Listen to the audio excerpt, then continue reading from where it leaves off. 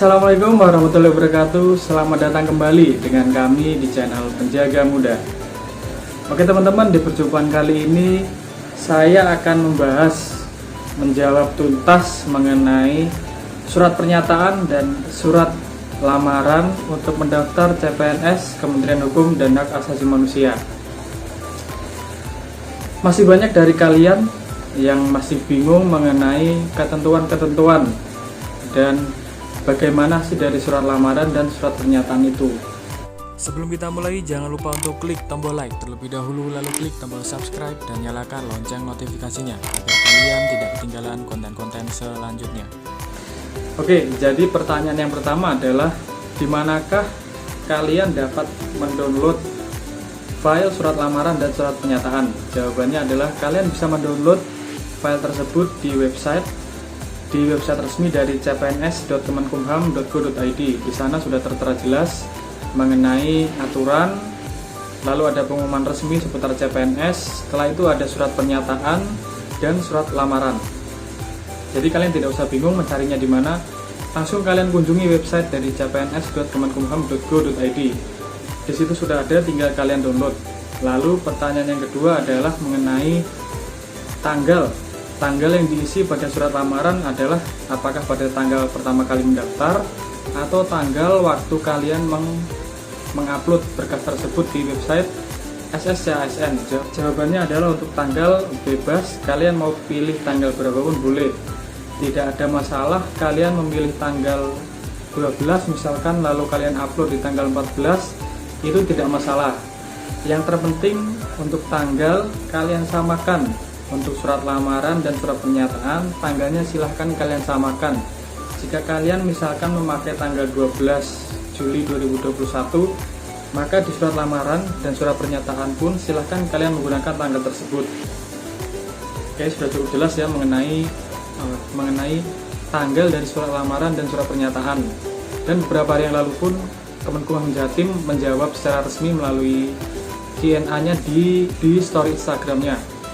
Dan jawabannya pun sama, tidak apa-apa. Kalian misalkan memakai tanggal 13, lalu kalian mengupload di tanggal 14, tidak masalah. Tidak ada ketentuan mengenai tanggal, jadi silahkan kalian menggunakan tanggal berapapun. Yang terpenting tanggalnya adalah tanggal pada saat masa-masa pendaftaran. Selanjutnya pertanyaan yang ketiga. Pertanyaan ketiga itu mengenai urutan di surat lamaran. Pada saat melampirkan itu apa saja yang dilampirkan dan urutannya seperti apa. Oke, jadi saya akan menjelaskan mengenai urutannya. Jadi gini teman-teman, untuk urutan sendiri tidak ada ketentuan. Yang terpenting berkasnya adalah memang berkas persyaratan kalian untuk mendaftar CPNS Penjaga Tahanan. Kalau dari pengalaman saya di tahun 2017 kemarin mendaftar, saya mengcopy paste lampiran tersebut di website cpns.kemenkumham. Saya copy paste di website tersebut ada tulisan persyaratan, dokumen persyaratan 1-9 itu saya copy. Setelah itu saya paste di surat lamaran saya. Jadi saya tidak mengganti atau merubah apapun atau mengetik sendiri, tidak. Jadi di website tersebut ada persyaratan, lalu dokumennya dari 1-9 kalau nggak salah. Itu saya copy, saya paste di surat lamaran saya. Alhamdulillah lolos. Setelah itu untuk tanggal, saya menggunakan tanggal pada saat saya pertama kali mendownload file surat pernyataan dan surat lamaran. Itu tanggal yang saya gunakan.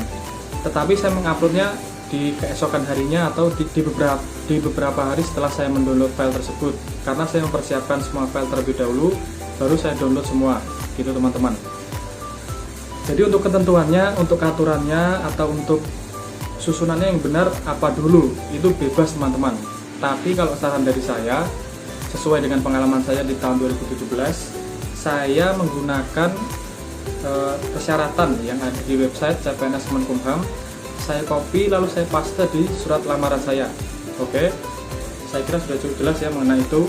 Yang jelas untuk surat lamaran tidak ada ketentuan mengenai susunannya apa dulu, itu tidak ada ketentuannya. Yang ditentukan adalah di surat pernyataan 13 poin. Itu kalian memang harus urut, kalian tidak usah berubah-ubah antara 1 sampai 13. Itu sudah tertera seperti itu di format. kalian tidak usah merubah, kalian tinggal mengisi biodata kalian lalu kalian print. Oke, sudah cukup jelas ya. Jadi tidak ada ketentuan teman-teman. Lalu ada pertanyaan lagi mengenai apakah di surat pernyataan itu dipasangi materai atau di salah satu saja. Jawabannya dua-duanya, silahkan kalian pasangi materai teman-teman. Kalian tempelkan materai, lalu kalian tanda tangan di situ. Karena di format pun sudah tertera mengenai materai tersebut, materai 10.000 di surat lamaran dan surat pernyataan. Jadi dua-duanya kalian pasangi materai, lalu tanda tangan, lalu kalian scan.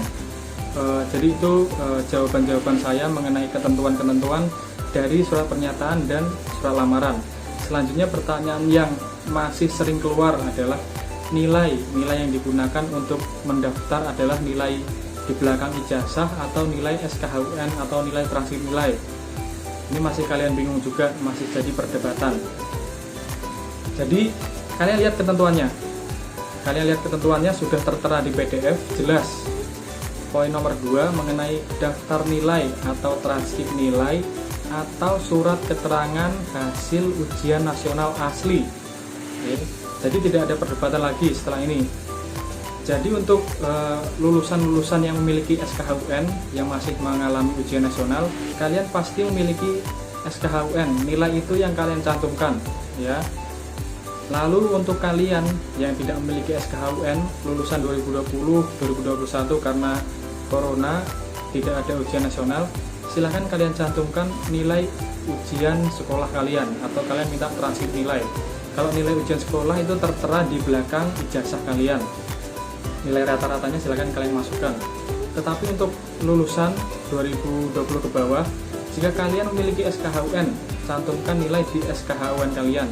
Kalian baca aturan nomor 2, tertera daftar nilai atau transkrip nilai atau nilai surat keterangan hasil ujian nasional asli. Ya, sudah cukup jelas ya, jangan sampai ada perdebatan lagi. Jadi tidak masalah untuk kalian yang mengisi nilai dengan SKHUN ataupun nilai yang ada di belakang ijazah. Karena berbeda-beda teman-teman, ada yang punya SKHUN, ada yang tidak memiliki SKHUN. Ya, sudah cukup jelas mengenai ini ya. Oke teman-teman, saya kira sudah cukup jelas penjelasan saya kali ini mengenai ketentuan-ketentuan dari surat lamaran dan surat pernyataan 13 poin, serta mengenai perdebatan yang masih banyak di luar sana seputar nilai yang digunakan untuk mendaftar CPNS Kemenkumham. Untuk nilainya sendiri pun tidak ada ketentuan teman-teman. Tidak ada, maksudnya tidak ada rata-rata harus segini, tidak ada. Silahkan kalian mendaftar. Tetapi jika nilai kalian lebih bagus, maka akan menjadi pertimbangan juga oleh panitia. Ya, seperti itu teman-teman. Ya teman-teman, saya kira sudah cukup jelas ya mengenai penjelasan saya kali ini. Semoga dapat bermanfaat dan dapat menambah wawasan kalian semua. Intinya persiapkan diri kalian sebaik mungkin. Baca secara teliti aturan yang sudah ada. Jangan kalian memperdebatkan hal-hal yang sudah jelas aturannya. Ya, sekian dulu perjumpaan kita kali ini.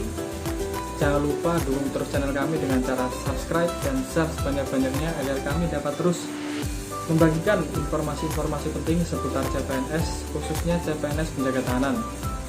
Saya akhiri perjumpaan kita kali ini. Terima kasih untuk kalian yang sudah menonton. Sampai jumpa di konten-konten selanjutnya. Wassalamualaikum warahmatullahi wabarakatuh.